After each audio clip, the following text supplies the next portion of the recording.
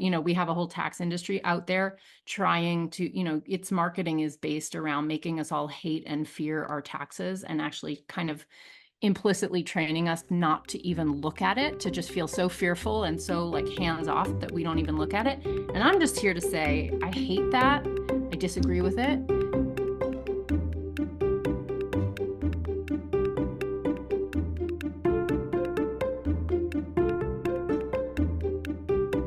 Welcome to the Personal Finance for PhDs podcast, a higher education in personal finance. This podcast is for PhDs and PhDs-to-be who want to explore the hidden curriculum of finances to learn the best practices for money management, career advancement, and advocacy for yourself and others. I'm your host, Dr. Emily Roberts, a financial educator specializing in early career PhDs and founder of Personal Finance for PhDs. This is Season 19, Episode 3, and today my guest is Hannah Cole, an artist and the founder of Sunlight Tax. Sunlight Tax primarily serves artists and creatives in their business tax needs, but there are many overlaps between artists and the academic community. Hannah and I discuss the best practices and insights that graduate students, postdocs, and PhDs with side businesses need to stay on the IRS's good side. Hannah clarifies exactly when a business starts, the first step you must take with your finances, and how to calculate and pay your additional tax liability. This whole episode is devoted to business taxes. But before we get started, I want to ask you if you or your peers need help figuring out taxes on your academic income, your graduate student stipend or postdoc salary, and the attendant benefits. Now is actually the best time to start the conversation with your graduate school, postdoc office, graduate student association, etc. about bringing my tax content to your university in the upcoming tax season so that they have time to plan their budgets. In this upcoming tax season, I'm offering live workshops that I will tailor to your university and state, and also pre-recorded workshops that are widely applicable. I would be very grateful if you would issue a recommendation to a potentially appropriate host at your university. You can find links to more information from pfforphds.com/financial-education. Thank you. You can find the show notes for this episode at pfforphds.com/S19E3. Without further ado, here's my interview with Hannah Cole of Sunlight Tax.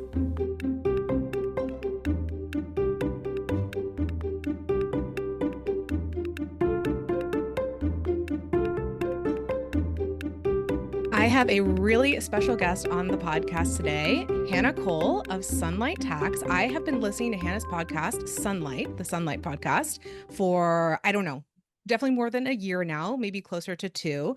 And she is an amazing podcaster and practitioner in her field because she teaches about taxes to her community. I'm going to have her introduce her community to you, but I see a lot of overlap between Hannah's community and our community of academics and PhDs and graduate students and so forth. So Hannah is really going to be able to bring her insight into taxes and specifically self-employment taxes to our conversation today, which is going to focus on self-employment situations that grad students and postdocs are typically in, which is like a self-employment side hustle. So Hannah, thank you so much for agreeing to come on the podcast. I'm really excited. Will you please introduce yourself a little bit further for our audience? Sure. Thank you so much, Emily. I appreciate it.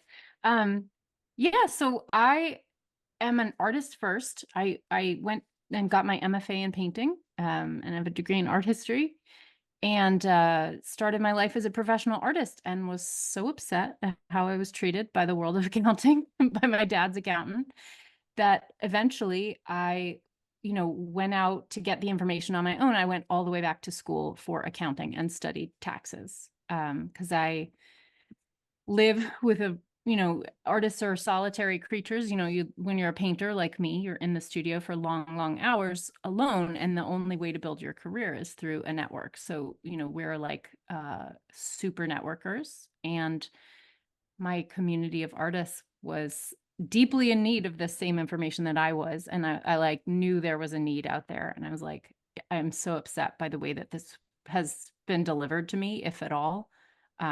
There's a market here.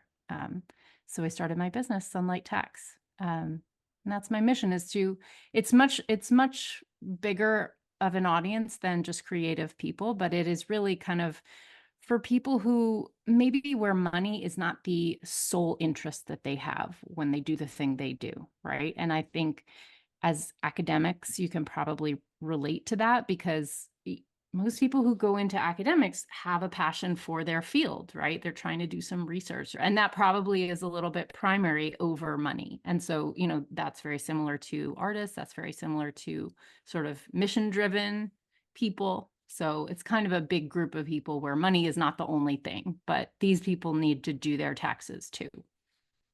Yes, I see so much of an overlap between how you described your journey to what you do today, in the tax world at any rate, and what I do with as being a financial educator. I love that you Yeah. sort of got started comparing the community that you come from, the artist community, with the academic community. I totally agree about those overlaps. Are there any, would you like to elaborate on that in any way? Specifically, I'm thinking of, are there like mindsets or like skills that you've observed, or perhaps lack of skills among your community, perhaps that overlap with ours, that either are helpful or not so helpful when it comes to running a business, which some Mhm. academics end up doing? Yeah. Well, I'm the world of academia is not foreign to me. I mean, I was a professor at Boston University for a brief moment before I realized that the strictures of academia were not for me. I think for people like us, when your identity is formed around a passion for a thing, um, money can become the enemy by accident, not really on purpose usually, but I think I see a parallel between people in creative fields where, there's no artist in the world who's going to tell you that they do anything except make the best possible art they can, right? And I think the same is true in academia. You're going to do the best, highest quality research you possibly can. You're going to, whether that's the most innovative or, you've got the best ideas, the best protocols, whatever, however you're doing it. And I think when that's the case, you can kind of lose, what you focus on is what does well. And if your focus comes off of money too much, money can it can atrophy, right? Your skills in it can atrophy. When your attention is not there, you just, it can kind of get away from you, right? And so I think that is a sort of similar issue that people in academia have to people in the creative world. Um, and I think just, we're busy, right? We're busy doing the thing we're doing. And this is one of the reasons I didn't want to be in academia because of how busy you get. Like I was like, I'm never going to be in the studio again if I do this. Um, and you just, it's hard to track, like, self-employment, when you're talking about like grant income or the types of income that we're talking about here, like setting up bookkeeping, paying estimated quarterly taxes, like things like that, they are a little bit complex and they do require some ongoing attention. So that's a challenge. Totally agree with everything you just said. Underline that. In addition, I wonder if you could speak to, because I think another commonality between these communities is a perception among ourselves that our work is undervalued by other people, and then we end up undervaluing ourselves in some cases, which is really Totally. dangerous when it comes to business ownership. Very much. Yeah. And I think it's easy to get into a mindset like that, especially if people around you in your daily life have a mindset like that. You tend to absorb the attitudes of the people you are with all day.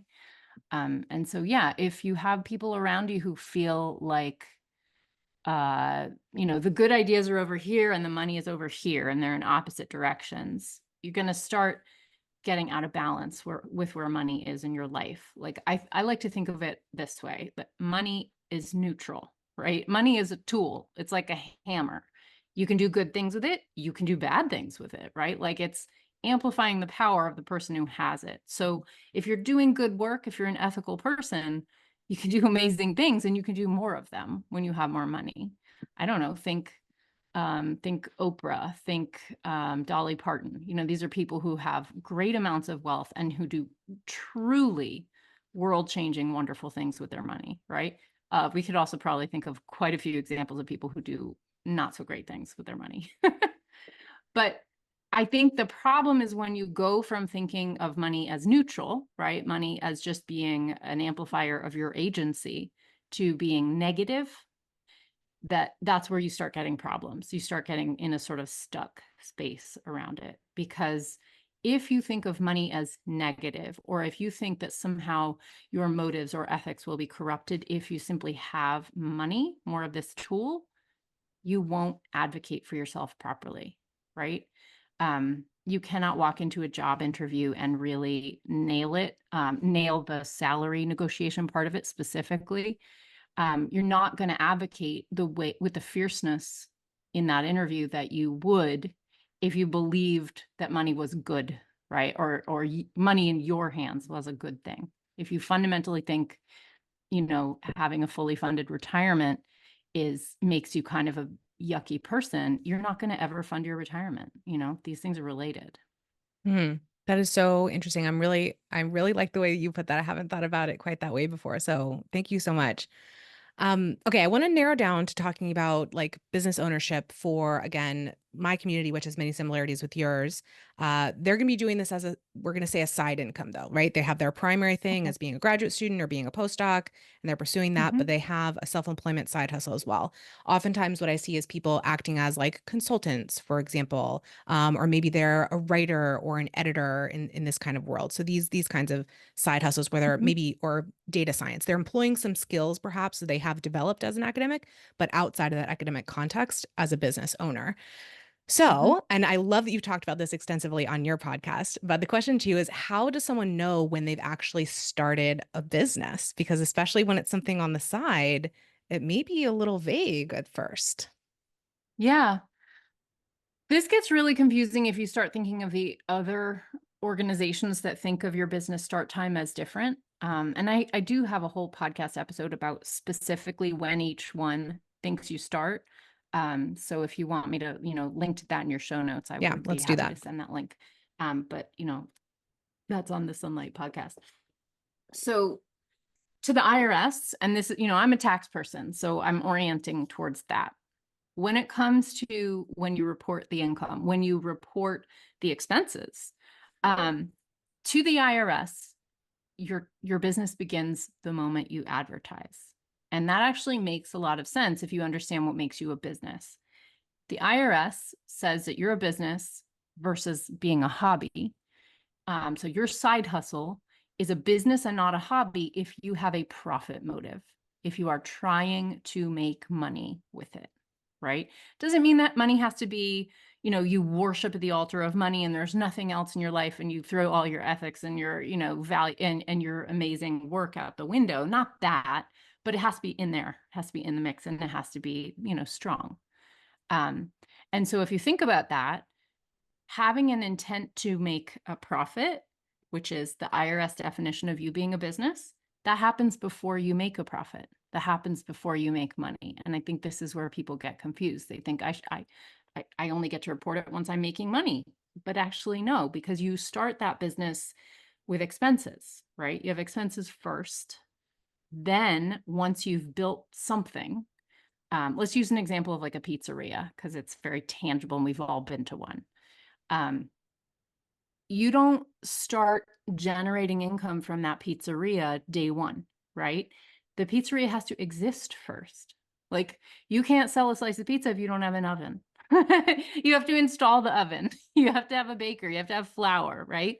So you're going to have a lot of expenses before you ever can even bring $1 in the door. And I think it's really important to get your head around that concept.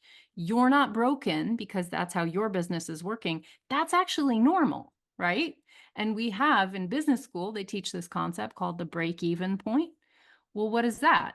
The break-even point is the magical moment when you go from negative income, aka spending, and it's that magical moment when you go from negative income to zero, right? And then over the zero, then the number starts getting positive. That's the moment you become profitable, right? When your income rises above the amount of your expenses for the first time. And you know what? There is no guarantee or promise that that will ever happen or that it will happen on a certain timeline. That's all within your control, and your profit motive should be driving that bus. But it's good to know that it's normal to have expenses first. And in fact, you're entitled to file a Schedule C. That is where you put this stuff on your tax return. You're entitled to file one before you have a profit. So the title of the Schedule C is Profit or Loss from Business.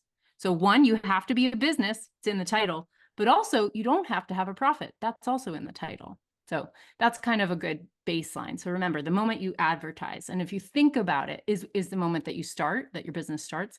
And if you think about it, that makes sense, because advertising says, hello world, hello clients, I'm open. I have this thing available.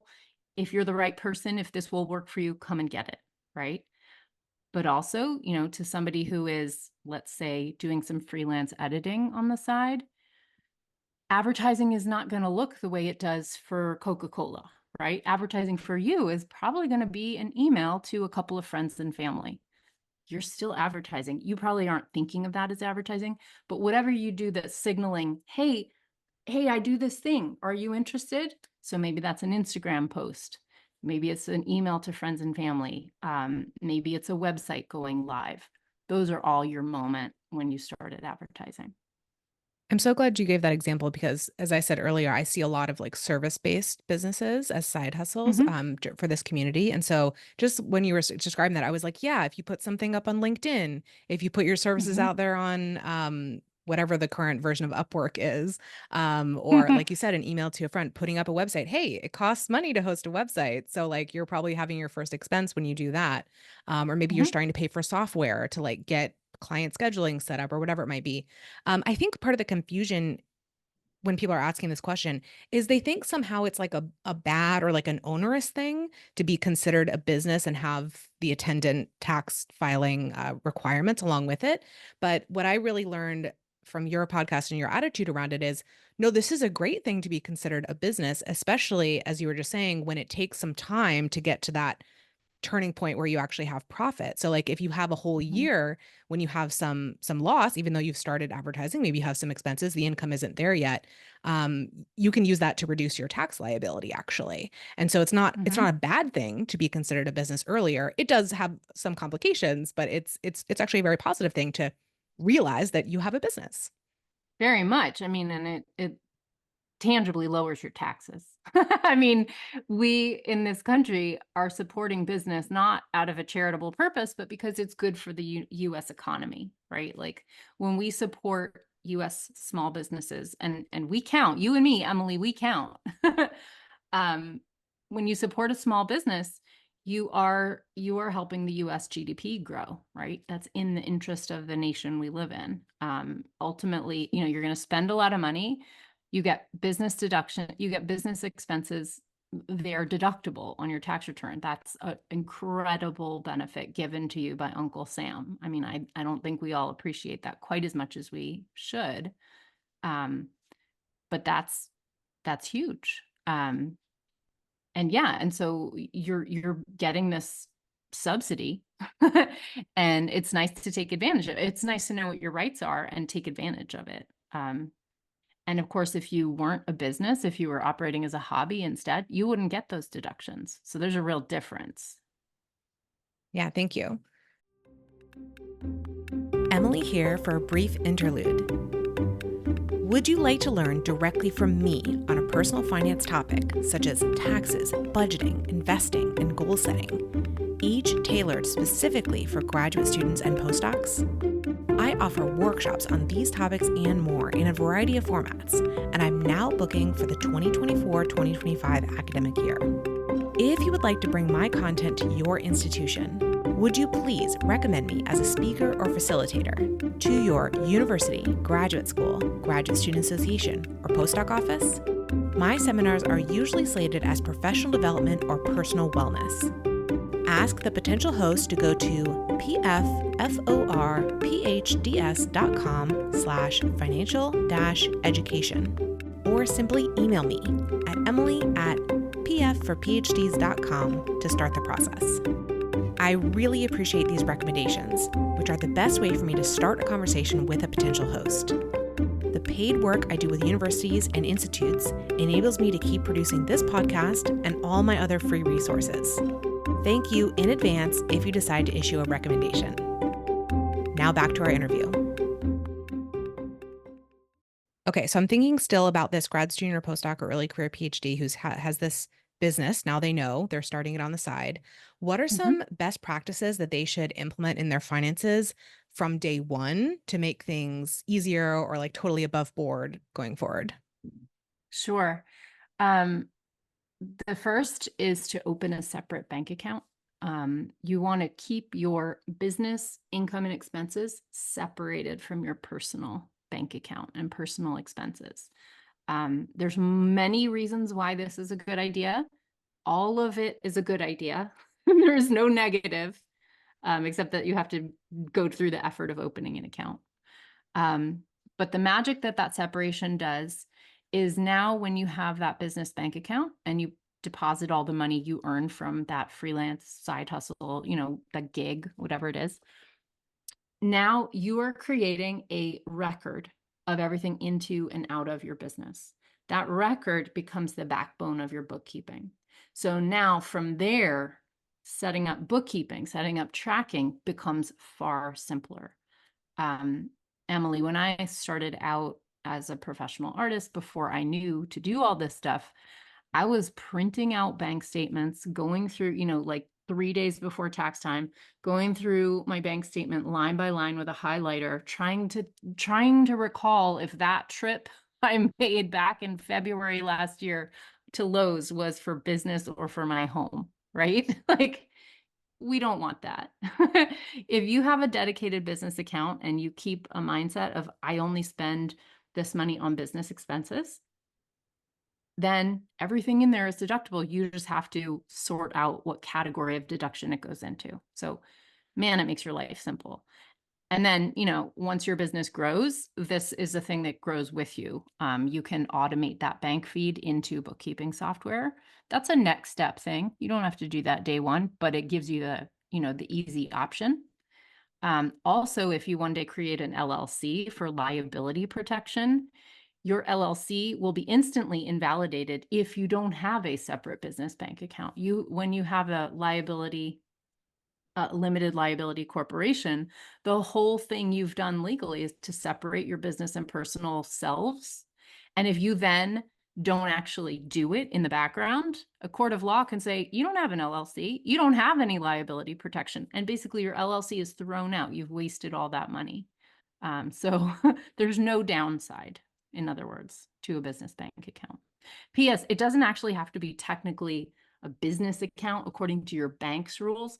It can just be a personal account that's another separate account. It's the separation that's important. So it can be, technically a personal account according to the bank. That's fine. Just use it like it's your business account. Thank you so much for that clarification. And actually, you threw out a couple of terms there. So I just want to, this is partially some things I've learned from you, clarify for the listener. This term LLC, the limited liability company, this is a legal status, and it's not, Mhm. it doesn't necessarily confer a specific tax status. So when you're Correct. first There's no starting tax out, status. when you're first starting out with a side business or something, you're likely going to be operating as a sole proprietor. And maybe for the entire lifetime of the business, you'll be a sole proprietor. Whether or not you open an Mhm. LLC as well, your tax status will stay as sole proprietor. That is, unless you decide that you want to grow your business to the point where becoming a different kind of tax status would make sense, like an S election, Mhm. et cetera. But for people who keep businesses on the side, I would imagine many of them continue to operate as sole proprietors indefinitely. Mhm. Yep. I would say that's probably true. Yeah.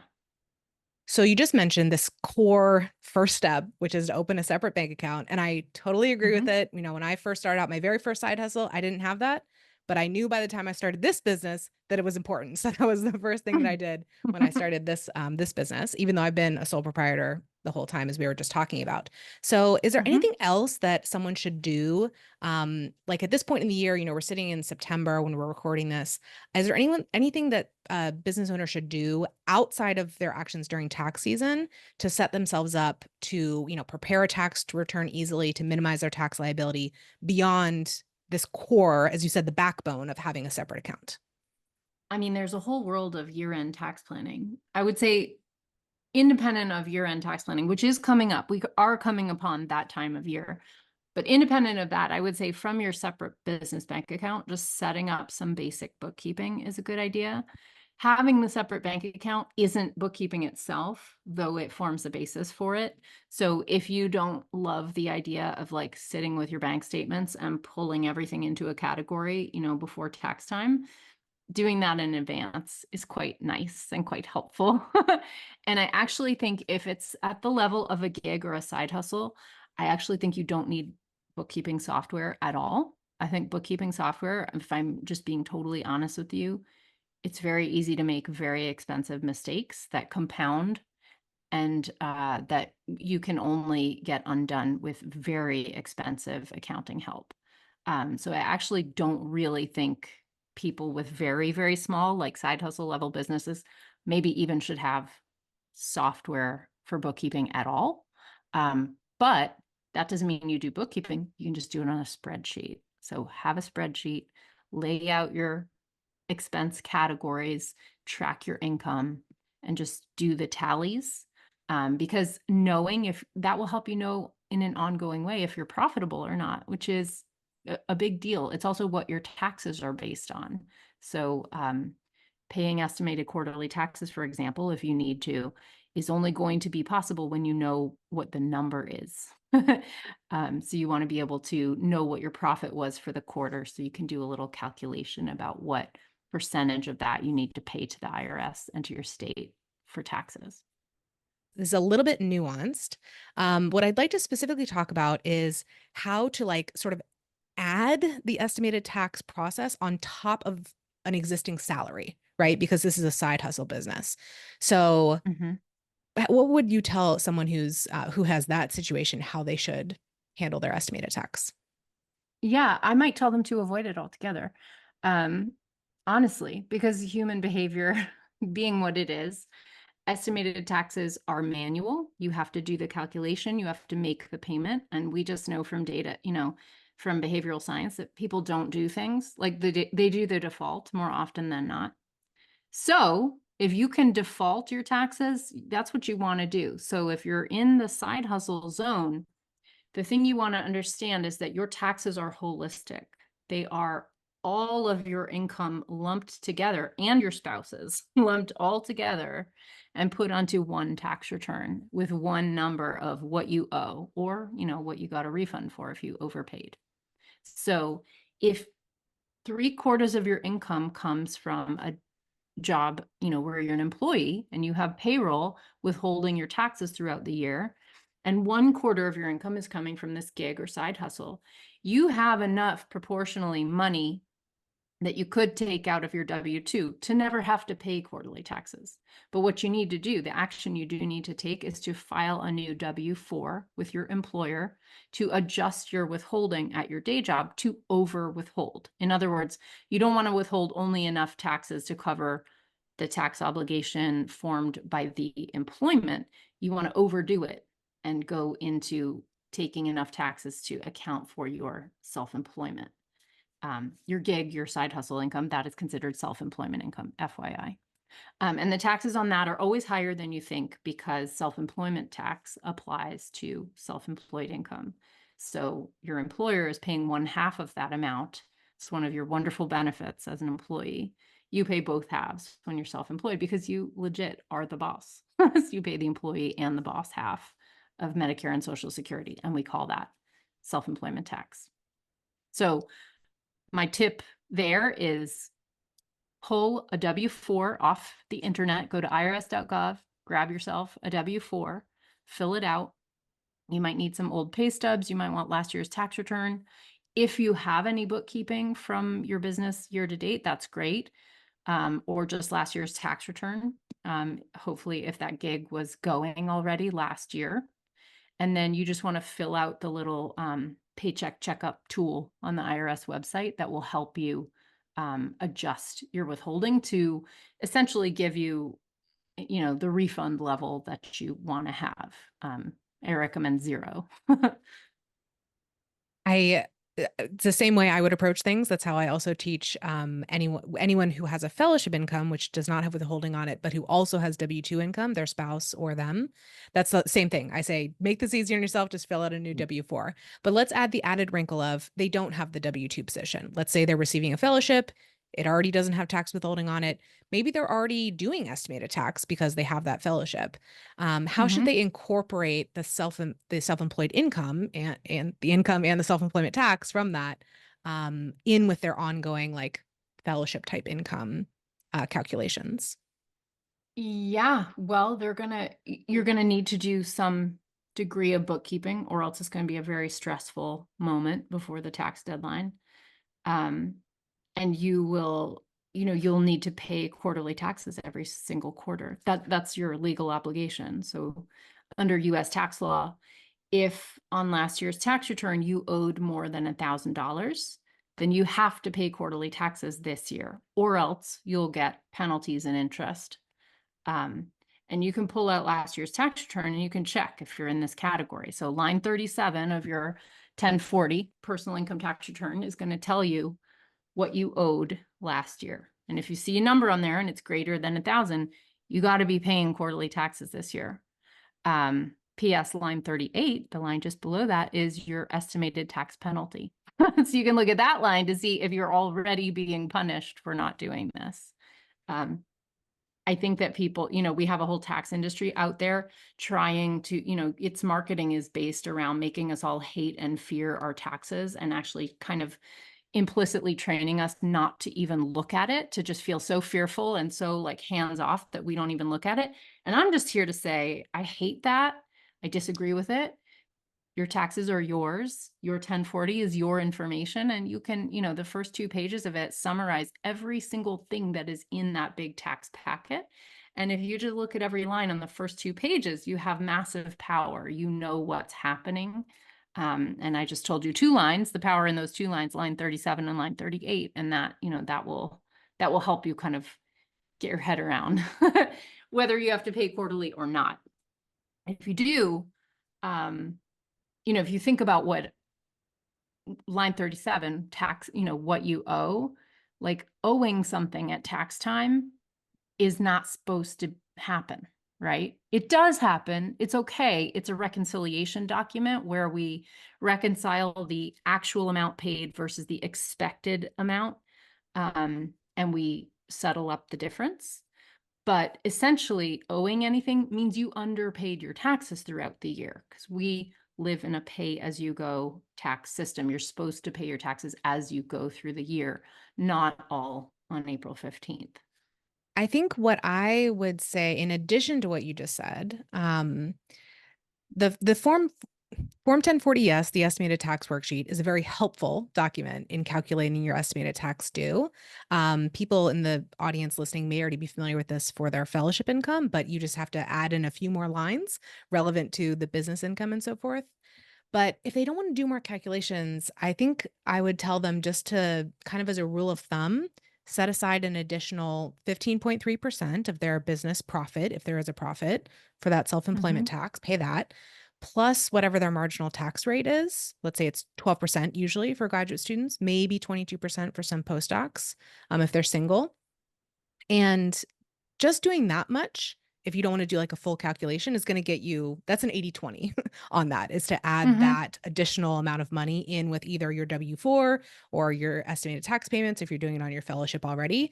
But doing the detailed calculation is always going to be the most thorough and the most accurate way to go. But Hannah, when you Sure. were Although keep in mind, because it's stressful for people, I think, like, especially if you're coming to this and you've not learned about how estimated quarterly taxes work, it's really important to remember the first word. It is an estimate. And you're not going to know, like, fundamentally, you can look at your tax rate from last year, but last year's tax rate does not guarantee this year's tax rate, right? So even if you do it in good faith and you did the best possible job you could, you can still be wrong. And so really, I just encourage you, like, 80-20 is a good attitude on this, because it is called an estimate because you don't have a crystal ball. Like, the law cannot compel you to accurately predict the future. So we can all just breathe a sigh of relief and just estimate, and that's okay. The other good thing about paying those quarterly taxes, as you go, as you were saying, is that there's never going to be such a huge balance built up.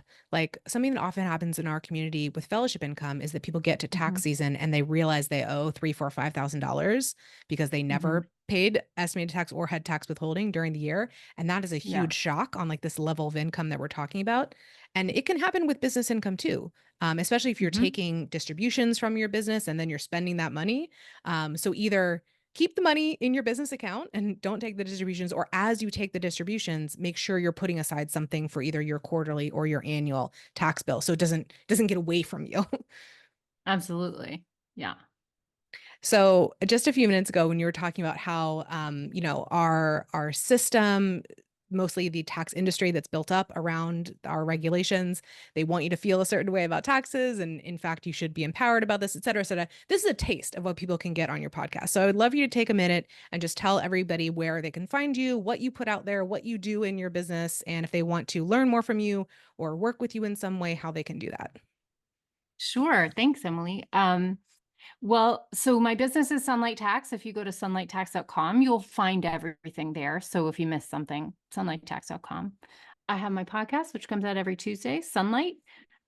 You can find that on my website, sunlighttax.com. I also have a bunch of free resources like deductions guide, a visual guide to tax deductions, which you can also find on my website. I offer a lot of free courses, including a recent one about LLCs. If you go to sunlighttax.com/LLC, if you happen to have formed an LLC for your side hustle or your business, there's a mandatory new report required from the US Treasury. But also I have a program called Money Bootcamp where I teach people how to set up very simple systems to track your taxes, pay your estimates, and fund your retirement using tax advantage accounts. So all of that you can find at sunlighttax.com.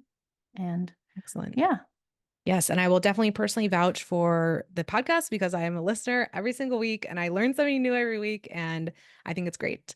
Okay, Hannah, I'm going Awesome. to end by asking you the question that I ask all my guests, which is what is your best financial advice for an early career PhD, a grad student, a postdoc, someone recently out of their PhD training? And that can be something that we've touched on already that's related to tax, or it could be something completely aside from what we've discussed. Sure. Um, I will say this, it's a bit of my personal religion, but if you have never played with a compound interest calculator and seen what the power of your money is when it is invested, please do yourself that favor. um, and I would say, do not just write yourself off, say, I am broke right now, I will wait to put money in an IRA. I really highly encourage you, if you do nothing else, maintaining an annual habit of maxing out your IRA will put you in a better position. It will, you invest the money inside the IRA, so it will grow with compound interest and tax sheltered. So it's really a wonderful thing that works when you start young. You don't want to miss 5 years of compounding because you're in grad school. If you can, just make it your religion to do it every single year without skipping, I think that is my best piece of advice. And believe you, as a 45-year-old woman talking to you, I wish for everyone here that we could all have started at the age that you are now. And the age you are now is only it. The best time to start your investments was 20 years ago, but the second best time is now. Love that advice. You touched on my two favorite topics today, taxes and investing. So it's amazing. I will also just say, I mean, I love the goal of maxing out an IRA, but that's not going to be possible for many people. So even if it's just $50 a month, 100, 200, whatever you can do, be in the habit of Hmm. it and do as much as you can. And then once you Absolutely. get that higher income from your lovely post PhD job, then you can really ramp it up and use your 401k and use everything else. But having that habit of doing it from earlier and having sort of developing the identity of I am an investor and understanding things like compound interest, that is going to serve you so well later on. Not Hmm. just the dollars and the numbers, but all that psychology that comes along with it. Absolutely. Yeah, they show that even very, very poor people who have a savings account save more because just having it there helps you do it. So if you haven't opened an IRA yet, I encourage you to do it this year. Even if you put $10 in, like open it. The fact that it's there is setting up the infrastructure to make it easier to do that, thing. And really savings and investing is a muscle. So think of it as like a muscle that you have to get in some reps to get good at. I love it. Hannah, thank you so much for joining me today. It's been a wonderful episode, and thanks again. Thanks so much, Emily. I really loved joining you today.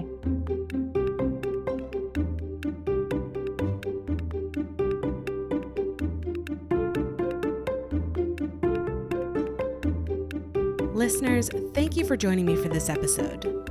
I have a gift for you. You know that final question I ask of all my guests regarding their best financial advice? I have collected short summaries of all the answers ever given on the podcast into a document that is updated with each new episode release. You can gain access to it by registering for my mailing list at pfforphds.com/advice. Would you like to access transcripts or videos of each episode? I link the show notes for each episode from pfforphds.com/podcast. See you in the next episode, and remember, you don't have to have a PhD to succeed with personal finance, but it helps. Nothing you hear on this podcast should be taken as financial, tax, or legal advice for any individual. The music is Stages of Awakening by Poddington Bear from the Free Music Archive and is shared under CC by NC. Podcast editing by Dr. Lourdes Bobbio and show notes creation by Dr. Jill Hoffman.